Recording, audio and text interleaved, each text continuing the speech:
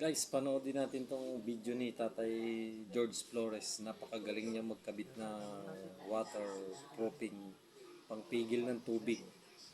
Makikita niyo sa video niya na napakahusay niya magkabit. Talagang pulidong-pulido yung pagkakakabit niya. At napakaayos. Ito yung mga trabahong quality talaga. Quality. O, makikita nyo sa video niya na talagang solido yung pagkakagawa niya ng paggawa niya ng video, yung ano niya.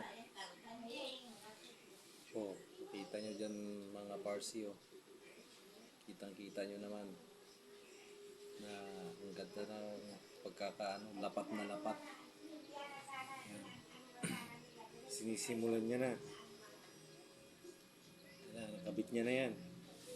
Papakita niya may mga kakabit siyang parang silicone dyan para mas lalong titibay. Tapos i-drill niya, lalagyan niya ng ano yan. Hindi kasi rin ako gumagamit ng ganyan eh. Hindi ako marunong, pero nabilib ako sa kanya. Si Tatay George Flores nga pala yan. Thank you so much.